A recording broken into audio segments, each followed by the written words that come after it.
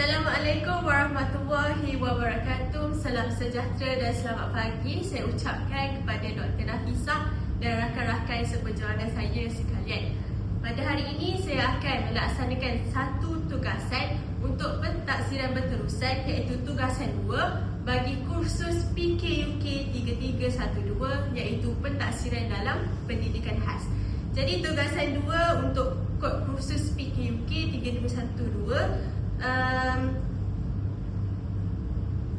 adalah untuk menghasilkan satu pembentangan. Baiklah, mari kita lihat kepada slide seterusnya. Okey, sebelum kita mulakan pembentangan, izinkan saya memperkenalkan nama saya terlebih dahulu.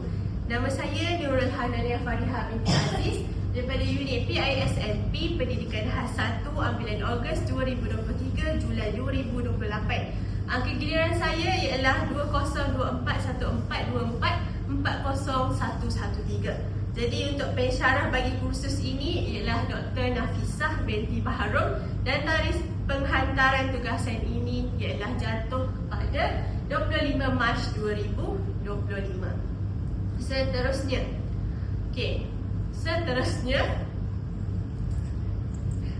Bagi skop pembentangan saya pada hari ini ialah kita akan menekankan tentang pelaksanaan pentaksiran serta isu dan cabaran dalam pentaksiran bagi murid berkeperluan pendidikan khas. Jadi kita akan mengupas 3 tajuk utama, iaitu tentang pentaksiran pendidikan, isu dan cabaran pentaksiran bagi MPPK di seluruh Malaysia. Seterusnya, sebelum saya memilih isu atau pencabaran secara khusus, saya telah melakukan survey kepada rakan-rakan media sosial saya, khususnya rakan-rakan yang merupakan bakal guru ataupun guru pelatih serta guru yang telah posting. Saya telah membuat hantaran di 2 platform media sosial saya, iaitu yang pertama di Instagram yang menyatakan soalan ini yang saya telah nyatakan adalah, jika anda seorang guru, apakah isu yang paling besar yang mungkin anda hadapi khusus dalam konteks pendidikan khas ataupun lain-lain, kerana rakan-rakan saya tidak secara keseluruhannya dalam bidang pendidikan khas sahaja. Turut sama juga saya postingkan perkara yang sama di dalam Facebook. Jadi berikut merupakan antara respon daripada followers saya. Apa yang dapat saya rumuskan daripada semua respon mereka, apakah isu yang paling besar ataupun mungkin akan dihadapi, jika boleh dilihat secara gambaran luasnya, saya dapati bahawa antara isu yang besar dalam melaksanakan pentaksiran ini, kita boleh lihat yang pertama adalah isu daripada guru tersendiri. Banyak contohnya daripada Jihaz ni, dia kata adil ke kalau guna pentaksiran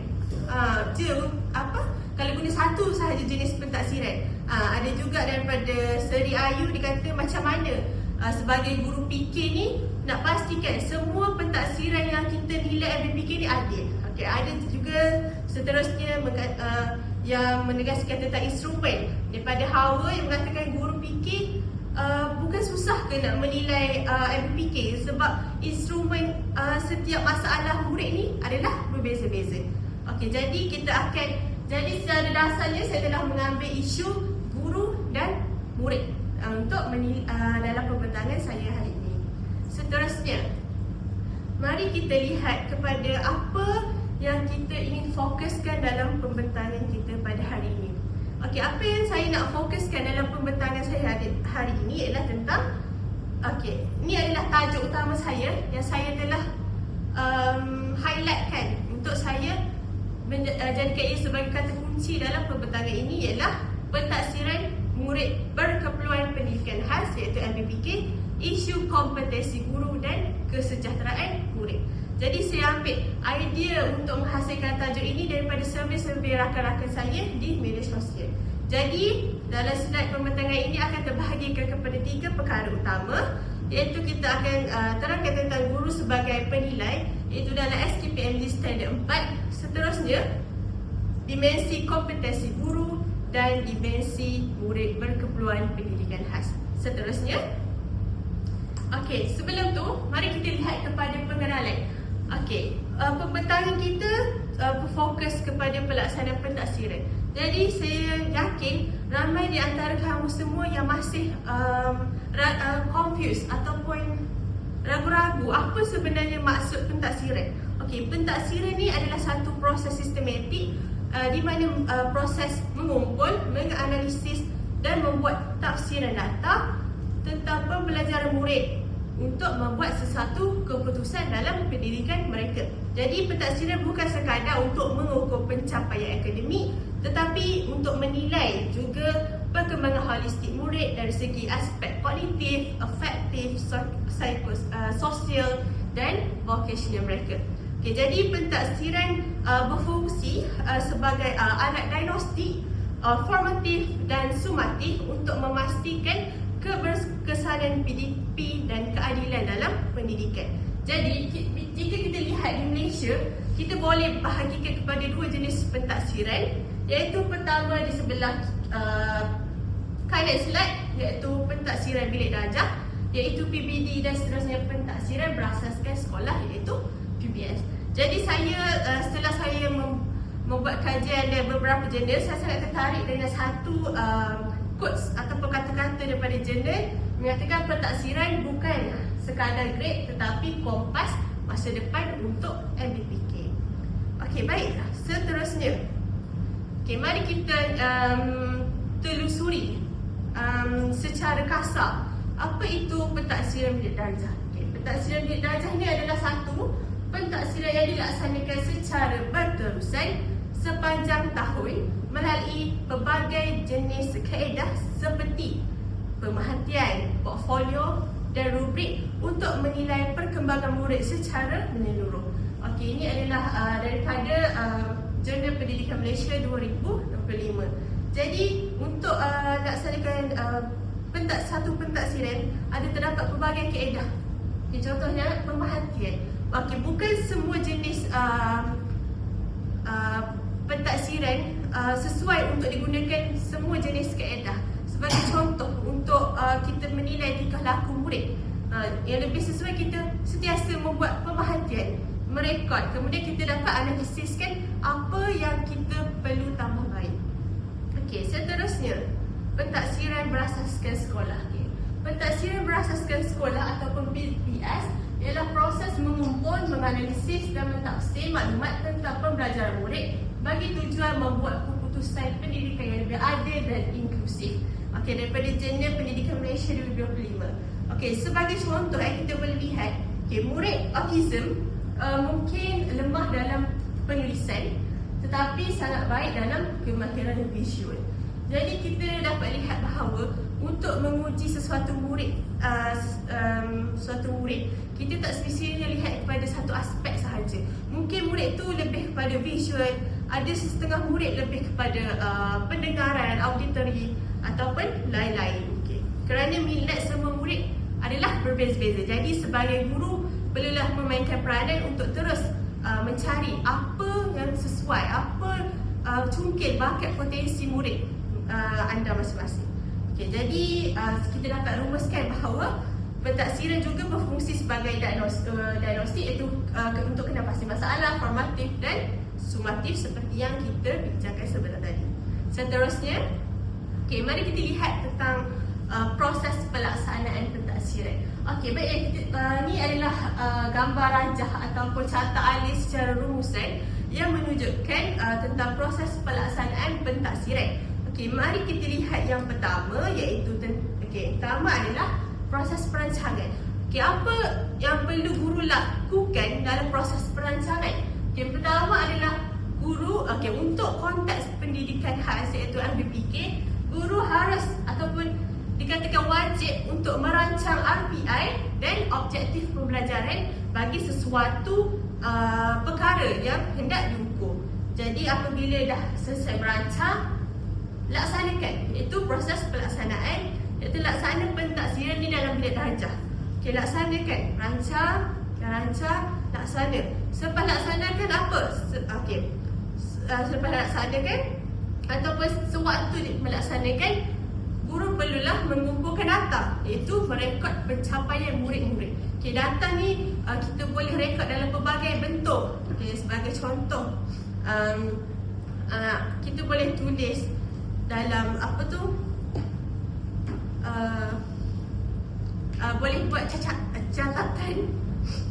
Okey, seterusnya iaitu setelah mengumpul data, guru perlu menganalisis dan membuat tafsiran. Setelah mencatat, perlulah tengok apa yang perlu ditambah baik, apa yang perlu diubah, apa yang perlu ditukar untuk pastikan satu perancangan tu jadi lebih berkesan supaya tidak akan menjejaskan potensi murid kita. Okey, seterusnya adalah menghasilkan ataupun melakukan maklum balas, iaitu bincang. Bincang dengan siapa? So, kalau sebagai guru pendidikan khas, kita boleh bincang dengan rakan-rakan ataupun JPK-PK di sekolah kita untuk pastikan betul ke apa yang kita rancang ni, apa yang kita lakukan ni sesuai tak dengan murid tersebut. Okey, akhir sekali iaitu melaksanakan pemantauan berterusan, iaitu sentiasa memantau kemajuan murid. Okey, apa kita boleh buat jika sesuatu perancangan kita gagal? Jadi kita boleh tukar ataupun tambah baik. Kalau dah baik, kita boleh terus tambah baik kepada langkah-langkah seterusnya. Okey, seterusnya kita lihat iaitu guru sebagai penilai, iaitu SKPMG standard 4. Okey, bila kita laksanakan pentaksiran bilik darjah iaitu PBD dilaksanakan secara berterusan yang seperti kita tahu. Jadi sebagai contoh, melalui pemahatan, portfolio ataupun rubrik. Okey, setelah guru menghasilkan PBD, apa? Iaitu peranan sebagai pemudah cara. Siapa berfungsi ataupun memainkan peranan di bahagian ini? Semestinya guru. Iaitu guru akan bertindak sebagai pemudah cara yang meningkatkan potensi, bukan sekadar untuk pemeriksaan grade sahaja. Akhir sekali akan terhasillah satu output, iaitu untuk penjanaan rancangan RPI yang holistik dan tepat. Okey, seterusnya, mari kita masuk kepada antara topik pembincangan kita, iaitu isu pentaksiran. Okey, jadi saya telah mengeluarkan dua isu, iaitu daripada survey yang telah saya lakukan, iaitu pertama tentang isu dimensi guru, yang kedua daripada dimensi murid. Okay, apa yang saya nak tekankan di sini adalah isu pentaksiran ini kita melihat ia membawa satu matlamat, tetapi ia menggabungkan daripada pelbagai dimensi yang berbeza. Sebagai contoh, guru, murid, pakar sokongan. Tapi apa yang saya ingin tekankan adalah tentang dimensi guru dan dimensi murid. Okey, mari kita lihat dengan lebih lanjut. Okey, yang pertama, seterusnya isu dimensi kompetensi guru. Isu yang pertama yang boleh kita lihat adalah kekurangan latihan guru. Okey, kerana latihan pentaksiran MBPK yang diberikan kepada guru masih tidak konsisten dan lebih bersifat teoretikal berbanding praktikal. Okey, hal ini menyebabkan guru kurang mahir melaksanakan pentaksiran secara hands-on sekaligus menjejaskan keupayaan murid untuk menjejaskan keupayaan mereka untuk menilai murid berfikir secara lebih tepat. Okey, jadi kekurangan latihan berfokus ini akan menimbulkan jurang kompetensi yang besar antara teori pentaksiran dan realiti dalam bilik darjah. Okey, sebagai contoh, bukan semua jenis pentaksiran adalah berbentuk penilaian peperiksaan. Kita bukan seperti zaman dahulu khususnya untuk kita terapkan kepada LPPK. Pelbagai jenis penilaian yang kita boleh laksanakan kepada murid-murid kita. Okey, mari kita tengok ada berita daripada Astro Awal ini 1 bulan lepas mengatakan beri penekanan aspek latihan. Maksudnya latihan gesa MUTP, iaitu latihan kepada guru khususnya untuk laksanakan instrumen yang bersesuaian ataupun penilaian untuk menguji murid ni dengan betul. Okey, contoh ni di Kuala Lumpur. Okey, berdasarkan jurnal yang telah saya jumpa, yang dikaitkan dengan kekurangan latihan guru ini adalah jurnal daripada Nur Fatih Hanani dan Nurul Toilah, iaitu daripada tahun 2025. Jurnal mereka bertajuk Tahap Kesediaan Guru Arus Perdana Terhadap Pengajaran Murid Berkeperluan Khas di Sekolah Menengah Kebangsaan Munshi Abdullah, Sabak, Perak. Okey, jadi dalam jurnal tersebut juga menekankan guru sering berdepan tekanan kerana kurang latihan dan sokongan, menyebabkan mereka akan menggunakan kaedah pengajaran yang sama seperti mereka terapkan kepada murid yang tipikal kepada murid MPK. Jadi tindakan tersebut secara khususnya kita dapat lihat satu tindakan wajar kerana keupayaan murid pendidikan khas dan murid tipikal adalah sangat berbeza. Okey, seterusnya mari kita lihat apa yang kita ada fokuskan tadi, iaitu kerana guru lebih bersifat teoretikal berbanding praktikal. Apa itu teoretikal dan praktikal? Okey, teoretikal ni bermaksud konsep menekankan konsep umum pentaksiran, tetapi untuk latihan praktikal iaitu aplikasi pentaksiran MPK secara langsung. Contoh untuk teoretikal yang ramai guru gunakan seperti nota, teori, ini sangat tidak sesuai dengan murid kita. Jadi antara kaedah pentaksiran yang sesuai adalah membentuk hands-on, simulasi, mentoring dan lain-lain. Jadi kelebihan praktikal ni dia memerlukan masa dan kos yang tinggi lah. Sebab tu kita boleh katakan bahawa guru lebih memilih kepada teoretikal. Tetapi yang lebih baik adalah guru menekankan tentang latihan praktikal. Seterusnya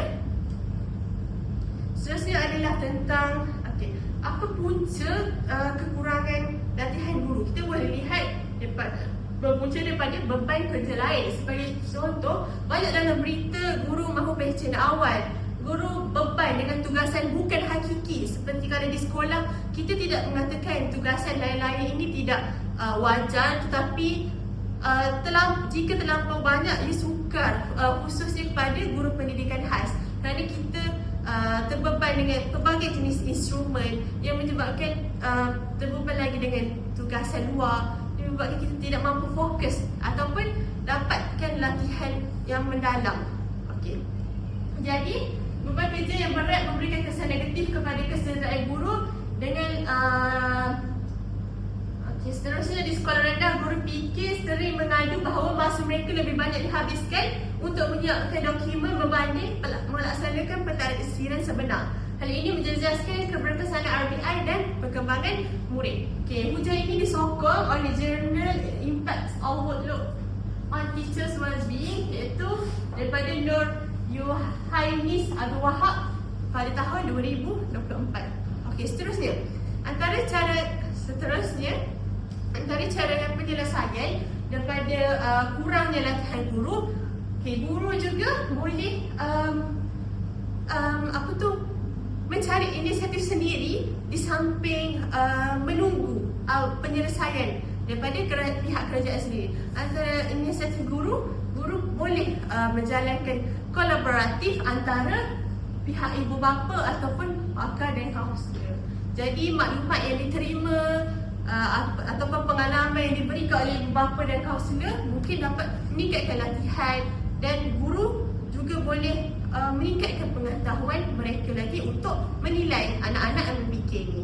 Okay, seterusnya isu kedua, kita boleh lihat isu guru dalam menentukan kesesuaian instrumen.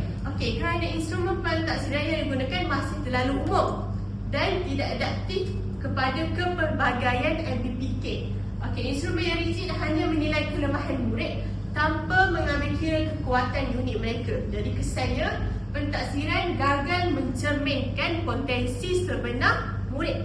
Okey, jadi menurut awalku Awal Zainal pada 2025, penulis kajian ini mengatakan bahawa keperluan kesahan kandungan oleh pakar untuk memastikan item yang dibangunkan adalah sesuai dan tepat bagi menilai kebolehan alat bahan itu mengajar.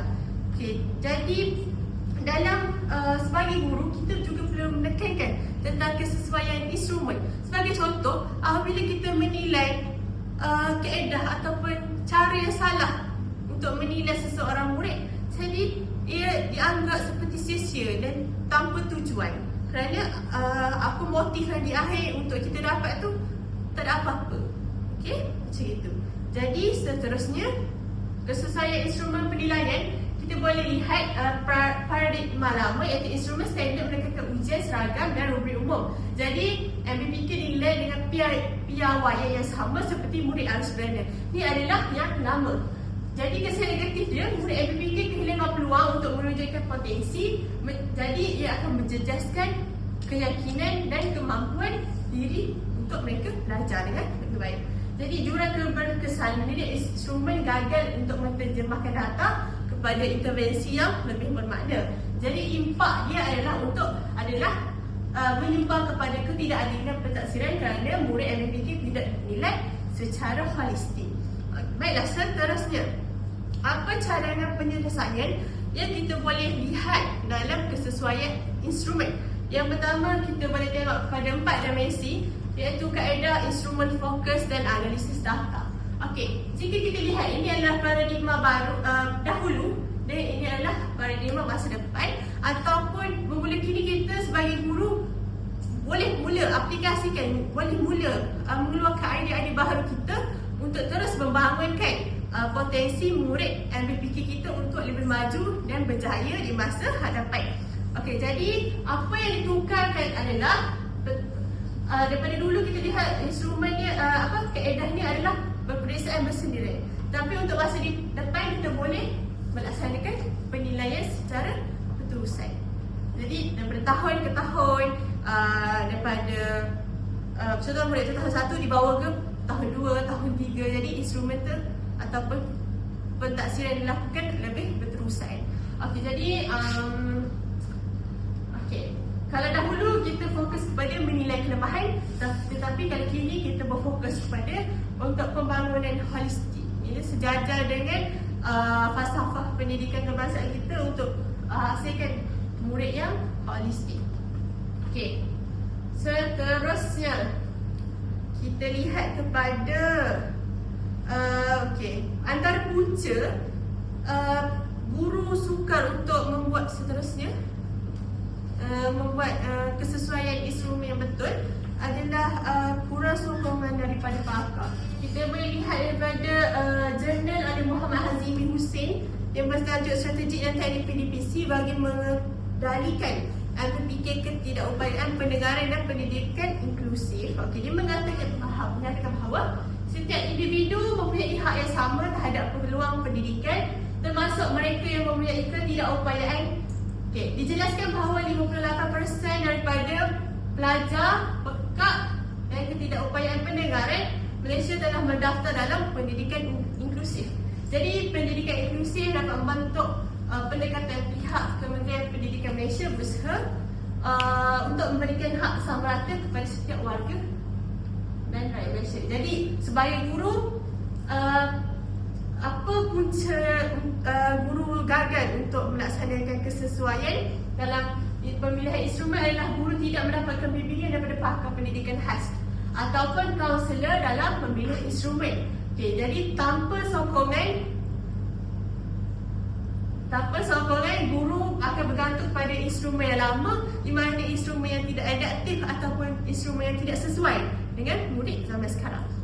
Okey, sebagai contoh, guru pendidikan khas menilai murid ADHD dengan ujian bertulis kerana tiada pakar yang membantu menyediakan instrumen pemerhatian tingkah laku.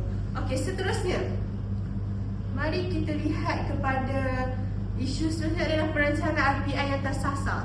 Okey, RPI ni adalah satu asas yang penting untuk setiap guru laksanakan sebelum buat apa-apa instrumen, buat apa-apa pentaksiran. Setiap murid, guru perlu menyediakan RPI. Okay, RPI ni berapa lama tempoh kita boleh jangkakan lebih kurang 3 bulan pelaksanaan. Jadi apabila data pentaksiran tidak tepat dan taksiran lemah, RPI yang dihasilkan juga tidak akan relevan keperluan sebenar murid. Okey, RPI yang tersasar ini menyebabkan intervensi pendidikan tidak akan berkesan sama sekali, sekaligus akan membantutkan potensi murid kita. Okey, jadi kelemahan ini akan menjejaskan keadilan pentaksiran kerana murid akan dinafikan peluang secara optimum yang boleh sahaja dicungkil oleh guru-guru mereka. Jadi apabila kita lihat kepada berita daripada RTM yang mengatakan memperkasakan pendidikan pelajar kurang upaya di sekolah arus perdana. Jadi apa ke arah kajian yang menunjuk yang kita boleh kaitkan dengan perancangan RPI yang tersasar, iaitu kajian daripada Farah Wahidah Mat Isa pada tahun 2024. Kajian mengatakan bahawa pelaksanaan RPI di sekolah Malaysia masih dianggap kurang mencapai matlamat. Kerana guru tidak mengikuti keperluan sebenar pelan tersebut. Macam mana guru tak dapat penuhi? Kerana RPI juga tidak dapat dihasilkan dengan baik ataupun dengan betul mengikut potensi MBPK. Seterusnya, mari kita lihat apakah terjadi jika RPI tersasar. Yang pertama, data pentaksiran akan menjadi lemah. Kerana data tidak tepat ataupun taksiran sama-sama kabur, tidak jelas. Seterusnya RPI akan menjadi tidak relevan. Seterusnya intervensi mestinya ataupun akan tidak sama sekali berkesan, dan hari sekali ini adalah masalah yang sering berlaku jika guru tidak memainkan peranan penting, iaitu potensi murid akan terbantu. Jadi kita sebagai guru perlulah memainkan peranan, masukkan sikap jujur, amanah dalam diri kita untuk sentiasa mendidik murid kita untuk keluarkan potensi yang mampu mereka, yang dimampu oleh mereka secara optimum. Seterusnya, kita lihat kepada cadangan penyelesaian terhadap RPI yang tersasar. Selari dengan perkembangan semasa kini, apa yang saya boleh cadangkan adalah kita mendigitalkan RPI kita. Sebagai contoh, iaitu tafsiran masa nyata iaitu analitik data yang menukar pemerhatian manual pada graf pencapaian serta-merta. Maksudnya, ni contoh, ni gambaran saya. Kita boleh buat RPI ni satu dalam satu web. Apabila kita key in je data, akan keluar graf. Jadi graf ni akan senang untuk guru terus detect kelemahan atau apa yang perlu ditambah baik kepada murid, iaitu dengan RPI digital, iaitu penjalaan automatic graf rancangan RPI yang berdasarkan data diagnostik yang sentiasa terkini. Seterusnya seterusnya, kalau kita menggunakan teknologi dapat meminimumkan beban guru untuk fokus pada intervensi dalam pedagogi guru-guru. Baiklah, seterusnya, akhir sekali, iaitu dimensi pelajar tersendiri, iaitu MBPK. Apa isu yang sering terjadi pada pelajar? Kita boleh lihat adalah pelajar sering mengalami tekanan emosi dan psikososial. Persekitaran ujian yang asing menyebabkan murid MBPK mengalami kecemasan melampau, iaitu perkataan sangat sinonim ataupun sangat sering didengar dalam zaman kini, iaitu anxiety. Jadi refleksi fisiologi seperti berpeluh, degupan jantung laju dan keresahan mental akan menjejaskan potensi mereka. Jadi tekanan ini bukan sahaja menjejaskan pencapaian akademik, tetapi juga kesejahteraan emosi murid. Berdasarkan kajian daripada S. Stevens 2025, dia mengatakan kajian empirikal yang dihasilkan oleh beliau sebab mengatakan bahawa pelajar dengan LD, iaitu Learning Disabilities, melakukan tahap test anxiety yang paling tinggi, khususnya test irrelevant thinking berbanding pelajar tanpa LD. Anxiety ini akan memberi kesan kepada pilihan khusus. Contohnya, pelajar cenderung mengelakkan khusus ataupun subjek yang banyak ujian. Okey, seterusnya kita melihat ini adalah graf seterusnya.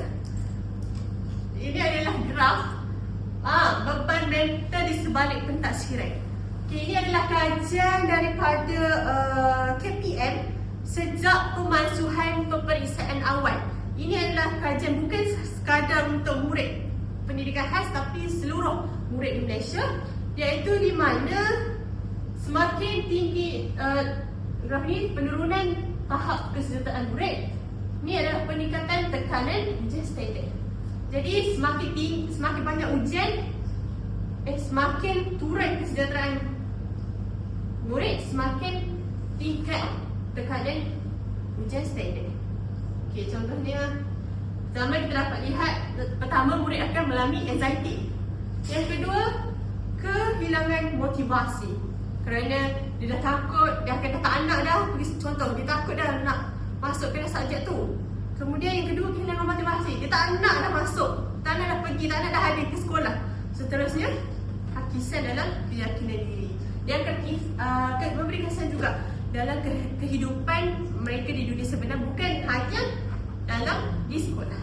Seterusnya, okey, apa punca yang menyebabkan murid ni mungkin mengalami masalah tekanan mental dan psikososial? Okay, antara punca mungkin berlaku antara sekeliling mereka sahaja. Contohnya pihak ibu bapa, pihak guru, kerana mungkin mereka mengalami kekurangan sokongan dari segi psikososial.